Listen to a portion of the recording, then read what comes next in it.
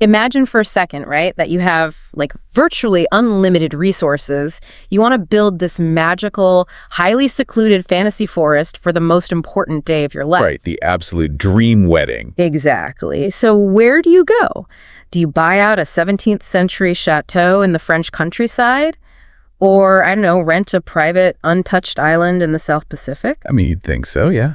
But no, instead you choose a giant, aging, concrete, windowless basketball arena right in the absolute middle of the most congested city in North America. It sounds completely counterintuitive. On Yeah, paper, it is like the absolute opposite of romance. Right. You picture a massive sports arena built in the late 60s and you immediately think of stale beer, fluorescent lights, sticky floors. You do not think of intimate woodland vows. You really don't. But when you're dealing with the most famous pop star on the planet, and she's reportedly marrying a superstar athlete, the normal rules of reality just completely warp. Oh, completely. Welcome to the deep dive. Today we are sorting through this massive pile of leaked logistical blueprints, circulating rumors, and intense whispers about what is shaping up to be a pop culture earthquake. Yeah, the highly speculated wedding of Taylor Swift and Travis Kelce. And we are talking about an event on a scale that is genuinely hard to comprehend for a private citizen. Based on the intel we have, we're looking at a multi-million-dollar spectacle. Supposedly taking place over a major holiday weekend, specifically July 2nd through the 4th, right in the dense, beating heart of New York City. Our mission for you today isn't just to rehash the celebrity gossip, though. We really want to dive into the sheer logistical insanity of planning a billionaire's wedding. Right. How do you balance a sprawling guest list of 1,000 people with military-grade security protocols? Exactly. The kind usually reserved for a G7 summit. Okay, let's unpack this. To really understand the scale of what is reportedly happening, we have to start with that baffling venue choice. Madison Square Garden. Right, MSG. I mean, it's the oldest active NBA arena, sitting quite literally on top of Penn Station, which is the busiest transit hub in the Western Hemisphere. It's chaos central. And according to the timeline floating around, it's an exhausting marathon. Word on the street is there's a 100-person rehearsal dinner slated for Thursday evening inside the Garden's Emphasis Theater. Just as a warm-up. Right, a warm-up, because that is followed by a massive wedding celebration scheduled to run until 4 a.m. on Saturday morning. And here's the thing. They aren't just throwing down some nice tablecloths on the basketball court. No. Far from it. The leaks point to them bringing in Mark Seed. He's this highly renowned, incredibly discreet event planner who is very well respected in the industry. Oh, he did Jack Antonoff's wedding, right? Yes, exactly. He's known for taking these stark industrial spaces and completely revamping their physical reality. Okay. And his mission here is reportedly to turn the massive fifth-floor arena court into a literal fantasy forest. Which is where I just have to pause and question the logic. The details circulating right now are wild. They're insane. We're hearing about union workers hauling in massive imported fake trees, custom bars shaped like ancient oaks. And building an actual physical castle inside the arena. A literal castle. Yeah. Apparently, they even had a massive red carpet laid down, decided they didn't like the exact shade or texture, and had it immediately torn back up. Typical billionaire problems, right? But why build a fake castle inside a stuffy basketball arena when you're a billionaire who could just rent a real castle in Paris or, like, fly everyone to Antarctica? I know, it sounds crazy. It feels like trying to build a serene tropical beach inside a bank vault. But what's fascinating here is that your bank vault analogy is actually the perfect lens for this. Yeah. You have to stop thinking about Madison Square Garden as a romantic venue. Okay, so what is it then? You have to start looking at it as an architectural fortress. It is a blank, heavily fortified canvas. Right. When you have this astronomical level of wealth and visibility, it is no longer about finding the perfect aesthetic out in the natural world. It's about buying complete, absolute environmental control. Because you can't control the airspace over a French chateau. Exactly. You can't control the paparazzi hiding in the woods. Yeah. But you can control a concrete box. So it's less about the romance of the building and entirely about the fact that it's a giant, controllable bunker. Yeah, and that connects directly to the single most critical aspect of this entire rumored event. The security. Yes. Building a fake forest is undeniably expensive. We're talking millions just in set design. But the real cost of this wedding is keeping the outside world out. Right. The security budget alone is estimated at a staggering $5 million. $5 million just on security for a wedding. But when you look at MSG's design, You realize exactly how that money is being spent.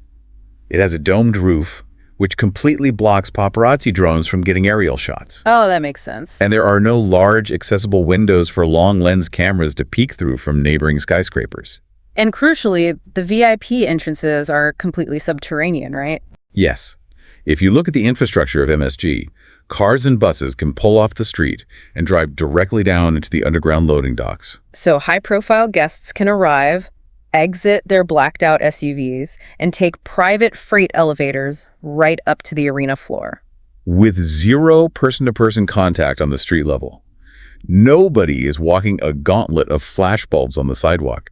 They're bypassing the public entirely. But the security isn't just like private guards and earpieces checking names off a clipboard. The details circulating point to what is being called a ring of blue. Right, the NYPD involvement. The whispers suggest that a massive portion of the NYPD force will be on duty. We're talking numbers up to 130 police officers and 50 detectives, many working overtime specifically for this. Which is just a staggering amount of local resources. Some rumors even wildly suggest up to 80% of the active force could be involved in some capacity around the perimeter and managing the city's traffic grids. Over a major holiday weekend, no less.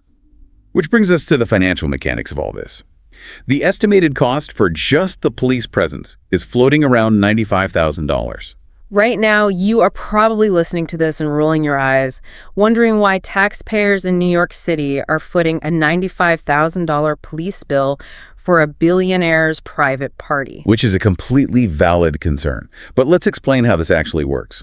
Typically, with special events of this magnitude, the organizers utilize a city program where they reimburse the municipality for the extra police support. Right, so it's essentially a public-private partnership for overtime pay. Exactly. The precedent is that she would pay those fees back, especially given the optics. But the local police commissioner has reportedly refused to comment on the NYPD's specific role or who is officially footing the bill. Which naturally just fuels the public's frustration, especially since shutting down Manhattan streets is causing absolute chaos. Oh, for sure. Small businesses in the area are anticipating massive disruptions and lost revenue because their regular foot traffic is blocked by barricades. But if we connect this to the bigger picture, there's a very grim reality underlying all this fortification. Yeah, it's not just about keeping photographers away.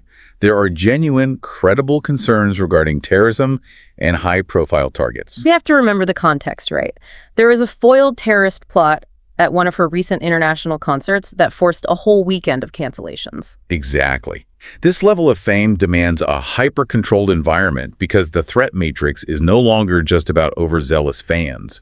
It involves severe international security risks. Okay, so we have this impenetrable, windowless fortress guarded by a private army and a massive police presence filled with fake trees. Right.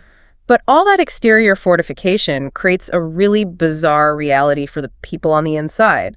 You aren't just walking into a wedding, you're walking into a legal black site. Oh, absolutely. Let's talk about this 1,000-person guest list and the extreme secrecy surrounding it. Well, the secrecy protocols are operating on a corporate espionage level. For starters, the evites that went out were reportedly incredibly vague. Like zero details. Yeah, we aren't talking about lovely calligraphy on thick paper detailing the venue. They simply said, be in New York, July 2nd through the 4th. Zero details about Madison Square Garden. Imagine getting that email. Just show up in New York, and it doesn't stop there. Once you arrive, you are stepping into an intense NDA culture. Oh, really? The intel suggests that every single person, the guests, the private security, the MSG staff, everyone must sign multiple electronic non-disclosure agreements via iPads before they can even access the space. And for the venue staff, it's even stricter. There are reports of MSG workers standing in long lines just to surrender their cell phones into locked pouches before their shifts begin. Wow. They're entirely cut off from the outside world while inside the building to ensure not a single photo leaks. I just have to laugh at the social awkwardness of this. It's so weird. Imagine going to your friend's wedding, and instead of being handed a beautiful guest book to sign, a guy in a tactical suit shoves an iPad in your face with a legally binding corporate document. It makes a wedding feel more like a hostile corporate merger. It really does. Let's actually run with that corporate merger analogy because it's the most accurate way to understand the mechanics of this event. Okay, how so? You have to look at the financial context. She just completed $1 billion tour. Her brand is an economy unto itself. Travis Kelce is a massive franchise asset in the NFL. Right. The financial stakes, the inevitable ironclad prenuptial agreements involved, this isn't just a romance. It is the merging of two massive corporate entities. The iPads, the NDAs, the phone confiscations. It's basically the due diligence phase of a merger. Exactly. Yeah. The NDAs aren't just about privacy, they're about protecting brand equity. That makes total sense. So let's look at who is actually signing those iPads, because managing a 1,000-person guest list is a logistical nightmare all its own. Oh, for sure. The leaks say it includes almost everyone they have ever worked with. You've got the massive Eras Tour crew. You've got the entire starting lineup of the New York Knicks. Who she apparently bonded with while attending the NBA Finals. Right. You've got musicians like Benson, Boone, models like Carly Kloss. Though interestingly, there are murmurs that Benny Blanco might not attend simply because he famously refuses to fly. Oh, really? Yeah, and coordinating ground travel or a private train to New York in the middle of this logistical circus might just be too much. That makes sense. But the sheer volume of people, 1,000 guests, means you have to feed, transport, and secure the equivalent of a small town. This is less of an intimate gathering of loved ones and more of a massive industry summit. Which brings us to the most glaring omission in all these leaked reports.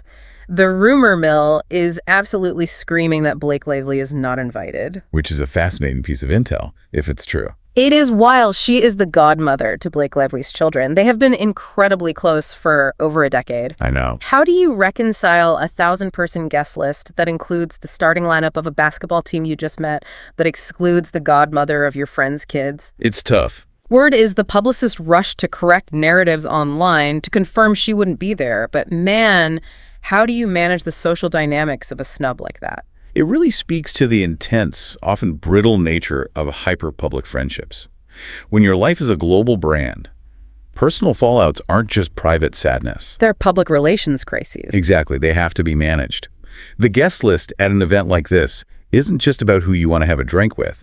It becomes a highly curated statement of current alliances. Leaving someone off that list is a calculated brand maneuver. So what does this all mean for the people watching from the outside? Because of this intense secrecy, the insane security budget, and the massive disruption to New York City, the public reaction we're seeing is heavily split. Very split. On one side, you have a significant backlash. People are looking at the estimated $10 to $20 million price tag for this spectacle, and they find it inherently tacky and tone-deaf. Right. You've got people pointing to the state of the world, ongoing wars, global famine, crippling inflation, and contrasting that with a billionaire dropping millions to build a fake forest inside a sports arena. Exactly. People are actively comparing its disruptiveness to Dua Lipa's recent wedding, which also allegedly shut down parts of a town and upset the locals. But the argument here is that the scale of this MSG event is exponentially larger and way more destructive to everyday working people. Definitely. But then you have the other side of the reaction, which I find incredibly fascinating. The hardcore fan base. Oh, yeah. A massive portion of them simply refuse to believe any of this is real. Yes, the decoy theory. But I really have to push back here. Let's hear it. The decoy theory suggests that fans who have followed her for almost 2 decades are looking at this giant, noisy, incredibly public MSG circus, and they are saying, this is a misdirection. Because they believe it's entirely out of character for someone who actually deeply values her private life. Right, but wait, hold on. Dropping $20 million, angering the entire city of New York, and hiring half the NYPD just for a decoy. That sounds like pure fan fiction to me. It does. Has a celebrity ever actually done something on this scale just as a distraction? You're right to be skeptical because the sheer cost is just mind-boggling. But let's examine the mechanics of the theories. Some think she is using this massive, heavily guarded event as a Trojan horse to launch a new album. Like the highly anticipated re-recording of her debut album. Exactly. They think the wedding is just a cover story to get all the industry power players, influencers, and press in one room for a legendary listening party. Okay, an album launch makes a little more financial sense, but what about the other theory? The other prominent theory is that they are indeed getting married, or perhaps already got married, in a deeply private, intimate ceremony somewhere completely off the grid. Like a quiet woodland area in upstate New York or a private estate? Yes, exactly. No cameras, no iPads, no Knicks players. And this Madison Square Garden event is just a loud, shiny distraction. It acts as a localized black hole for attention. Exactly, keeping the press, the paparazzi, and the public looking the wrong way while they enjoy their actual vows in peace. It's like a military diversion tactic. Send the entire army to the front gates of MSG while you slip out the back door. But again, is that really plausible? When you reach a level of fame that is arguably greater than almost any historical pop star, we're talking global hysteria that shifts local economies, privacy ceases to be a natural state of being. You cannot just walk out your front door. Right. Privacy becomes a luxury product that you literally have to manufacture. Right. If it is decoy, it is a brilliantly expensive one because it buys the one thing her money usually can't. A blind spot. Exactly. But even if it is the real wedding, it perfectly highlights the impossible paradox she lives in. The paradox of being hyper-visible while craving a private life. You want a magical forest, but the only way you can safely exist in a magical forest is if you build a fake one inside a windowless concrete bunker surrounded by 130 police officers. Yeah. The fortress protects you, but it also traps you. Exactly. It's a gilded cage, even if you paid to build the cage yourself. Man, that is incredibly bleak when you really think about the mechanics of it. Okay, let's zoom out and summarize the absolute whirlwind we have just walked through. It's a lot to take in. We are looking at a rumored event that completely defies standard logic. A billionaire pop star and a football icon reportedly renting out the oldest active NBA arena in the country to host a 1,000-person wedding over a holiday weekend. We've got a $5 million security budget, subterranean loading docks to avoid the public, fake imported trees, iPads demanding corporate-level non-disclosure agreements. And a guest list that has spawned 1,000 rumor mills of its own. It is an absolute logistical leviathan. And whether it is a genuine celebration of love, a massive corporate industry party, or an elaborate $20 million decoy to protect a quieter truth elsewhere, it leaves us with a really fascinating philosophical puzzle. If a deeply personal private milestone, like exchanging vows, requires the logistical planning, the absolute secrecy, the legal contracts, and the armed police presence of a global political summit, does it cease to be a wedding? Oh, wow. Does it just become another heavily produced performance? Exactly. At what point does a celebrity's life become so massive, so sprawling, and so public that true, simple privacy is no longer something you can buy, even with $1 billion? You can build a fake castle in a concrete box, but you can't buy a quiet moment on a real beach. Thank you for joining us on this deep dive. Keep questioning the spectacle behind the headlines, and we'll catch you next time.